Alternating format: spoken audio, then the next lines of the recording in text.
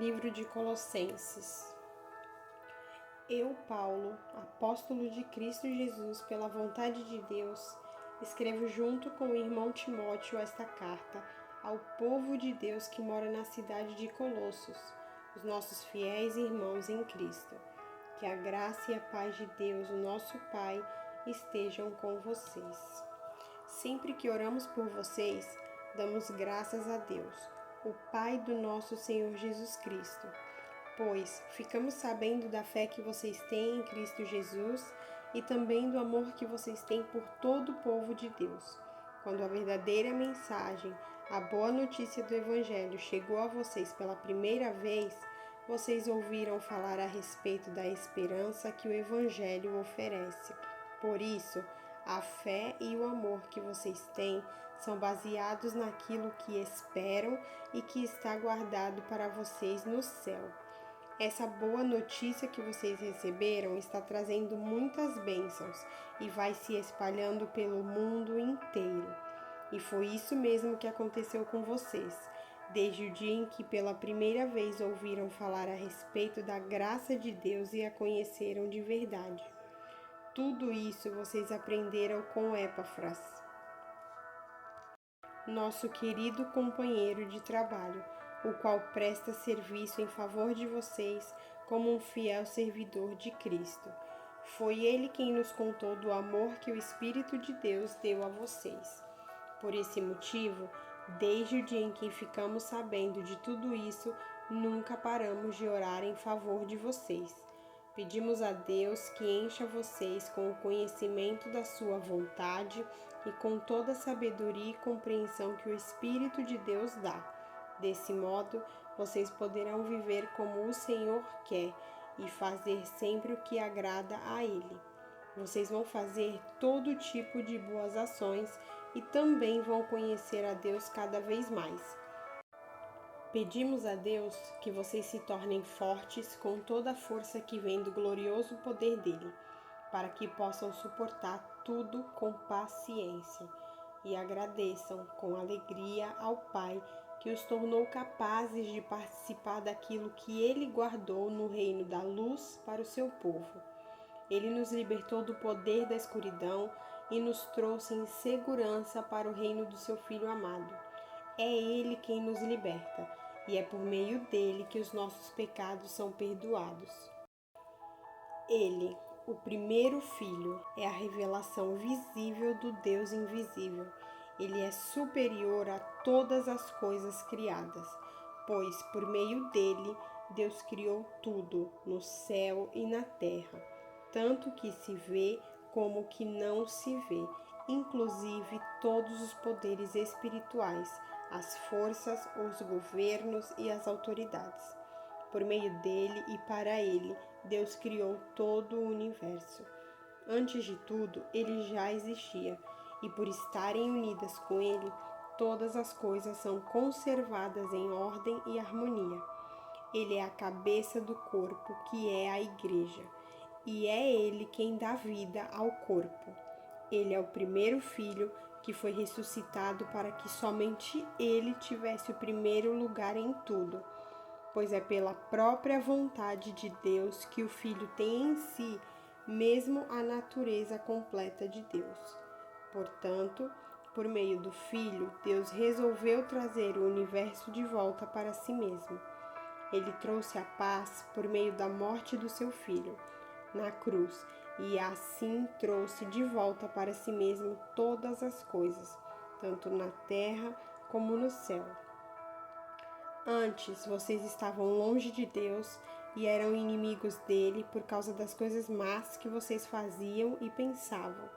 Mas agora, por meio da morte do seu Filho na cruz, Deus fez com que vocês ficassem seus amigos, a fim de trazê-los à sua presença, para serem somente dele, não tendo mancha nem culpa.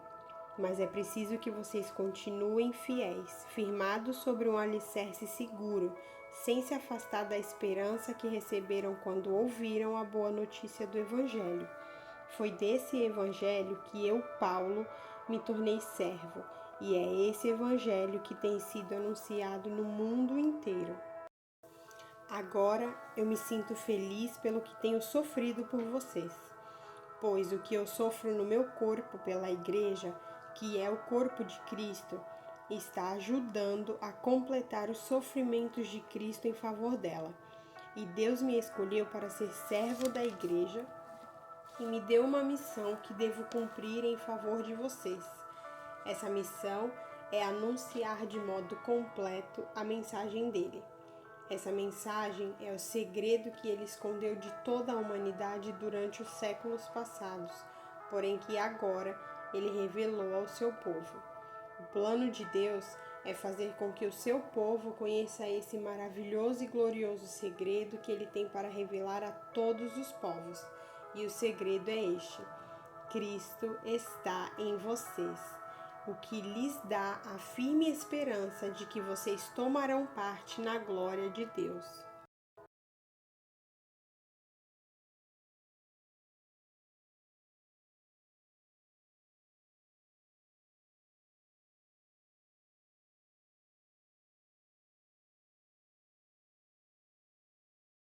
Sim, nós anunciamos Cristo a todas as pessoas, com toda a sabedoria possível.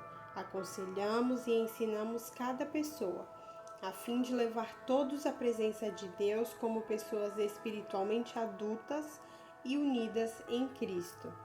É para realizar essa tarefa que eu trabalho e luto com a força de Cristo que está agindo poderosamente em mim. Capítulo 2. Pois quero que saibam o quanto eu tenho trabalhado por vocês e pelos que moram em Laodiceia e por muitos outros que não me conhecem pessoalmente. Eu trabalho para que o coração deles se encha de coragem e eles sejam unidos em amor, e assim fiquem completamente enriquecidos com a segurança que é dada pela verdadeira compreensão do segredo de Deus. Esse segredo é Cristo, o qual é a chave que abre todos os tesouros escondidos do conhecimento e da sabedoria que vem de Deus. Eu digo isso a vocês, para que não deixem que ninguém os engane com explicações falsas, mesmo que pareçam muito boas. Porque, embora no corpo eu esteja longe, em espírito eu estou com vocês. E fico alegre em saber que vocês estão unidos e firmes na fé em Cristo. Portanto, já que vocês aceitaram Cristo Jesus como Senhor, vivam unidos com Ele, estejam enraizados nele, construam a sua vida sobre Ele e se tornem mais fortes na fé, como foi ensinado a vocês, e deem sempre graças a Deus. Tenham cuidado para que ninguém os torne escravos por meio de argumentos sem valor, que vêm da sabedoria humana. Essas coisas vêm dos ensinamentos de criaturas humanas e dos espíritos que dominam o universo e não de Cristo. Pois em Cristo, como ser humano, está presente toda a natureza de Deus. E por estarem unidos com Cristo, vocês também têm essa natureza. Ele domina todos os poderes e autoridades espirituais. Por estarem unidos com Cristo, vocês foram circuncidados, não com a circuncisão que é feita no corpo, mas com a circuncisão feita por Cristo, pela qual somos libertados do poder da natureza pecadora. Pois, quando vocês foram batizados, foram sepultados com Cristo, e no batismo também foram ressuscitados com Ele por meio da fé que vocês têm no grande poder de Deus, o mesmo Deus que ressuscitou Cristo. Antigamente, vocês estavam espiritualmente mortos por causa dos seus pecados e porque eram não-judeus e não tinham a lei. Mas agora, Deus os ressuscitou junto com Cristo. Deus perdoou todos os nossos pecados e anulou a conta da nossa dívida com os seus regulamentos, que nós éramos obrigados a obedecer. Ele acabou com essa conta pregando-a na cruz. E foi na cruz que Cristo se livrou do poder dos governos e das autoridades espirituais. Ele humilhou esses poderes publicamente, levando os prisioneiros no seu desfile de vitória. Portanto, que ninguém faça para vocês leis sobre o que devem comer ou beber, ou sobre o dia santos e a festa da lua nova e o sábado. Tudo isso é apenas uma sombra daquilo que virá. A realidade é Cristo. Não deixem que ninguém os humilhe, afirmando que é melhor do que vocês, porque diz ter visões e insiste numa falsa humildade e na adoração de anjos. Essas pessoas não têm nenhum motivo para estarem cheias de si, pois estão pensando como qualquer outra criatura humana pensa. Elas não estão ligadas a Cristo, que é a cabeça. Cristo controla o corpo todo, o alimenta e mantém unido por meio das juntas e ligamentos, e assim o corpo cresce como Deus quer que cresça. Vocês morreram com Cristo e por isso estão livres dos espíritos maus que dominam o universo. Então, por que é que vocês estão vivendo como se fossem deste mundo? Não obedeçam mais às regras como estas. Não toque nesta coisa. Não prove aquela. Não pegue naquela.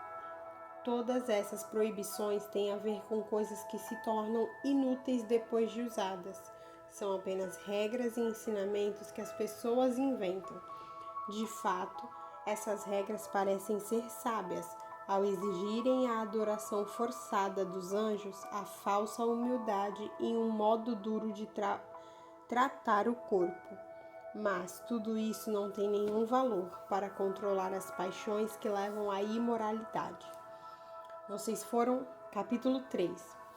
Vocês foram ressuscitados com Cristo, portanto, ponham o seu interesse nas coisas que são do céu, onde Cristo está sentado ao lado direito de Deus.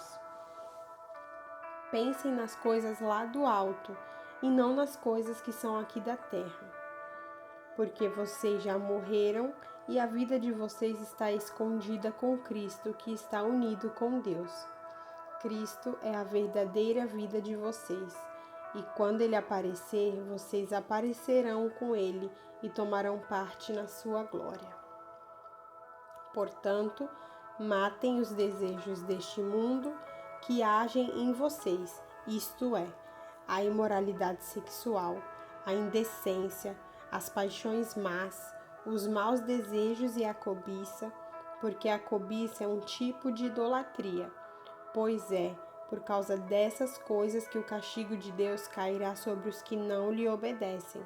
Antigamente, a vida de vocês era dominada por esses desejos e vocês viviam de acordo com eles. Mas, agora, livrem-se de tudo isso, da raiva, da paixão e dos sentimentos de ódio, e que não saia da boca de vocês nenhum insulto e nenhuma conversa indecente. Não mintam uns para os outros, pois vocês já deixaram de lado a natureza velha com os seus costumes e se vestiram com uma nova natureza. Essa natureza é a nova pessoa que Deus, o seu Criador, está sempre renovando para que ela se torne parecida com Ele, a fim de fazer com que vocês o conheçam completamente. Como resultado disso, já não existem mais judeus e não judeus, circuncidados e não circuncidados, não civilizados, selvagens, escravos ou pessoas livres, mas Cristo é tudo e está em todos. Vocês são o povo de Deus. Ele os amou e os escolheu para serem dele. Portanto, vistam-se de misericórdia, de bondade, de humildade, de delicadeza e de paciência.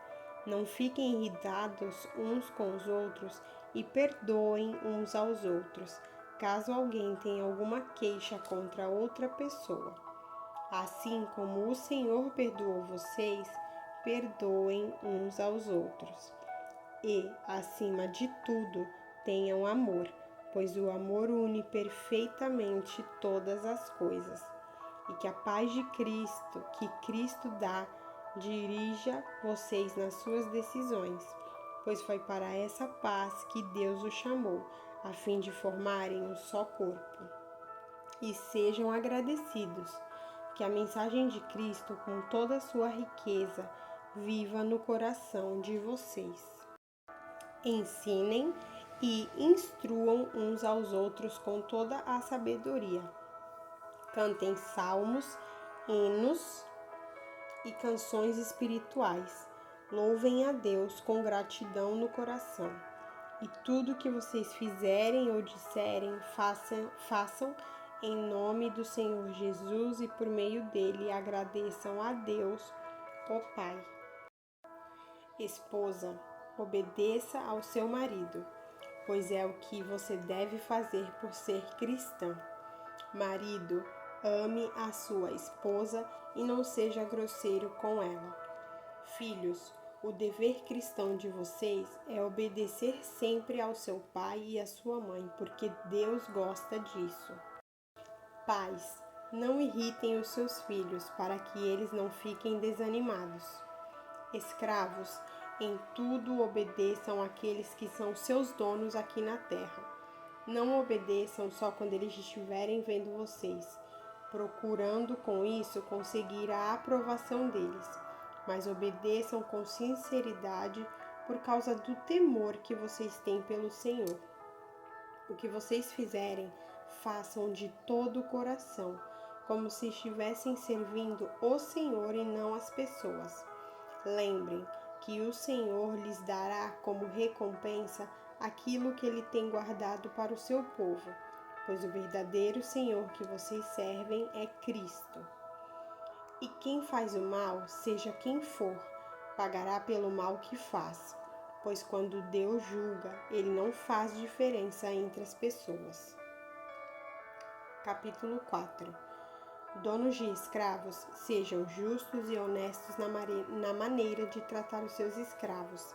Lembrem que vocês também têm um Senhor no céu. Continuem firmes na oração, sempre alertas ao orarem e dando graças a Deus. Orem também por nós, a fim de que Deus nos dê uma boa oportunidade para anunciar a sua mensagem, que trata do segredo de Cristo, pois é por causa dessa mensagem que estou na cadeia. Portanto, orem para que eu faça com que o segredo de Cristo seja bem conhecido, como é o meu dever. Sejam sábios na sua maneira de agir com os que não creem e aproveitem bem o tempo que passarem com eles.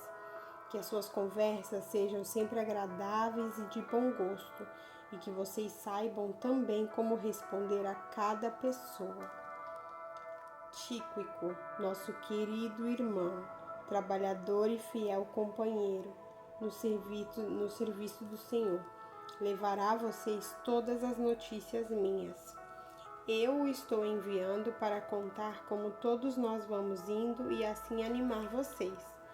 Com ele vai Onésimo, o querido e fiel irmão que é da igreja de vocês. Eles vão lhe contar tudo o que está acontecendo aqui.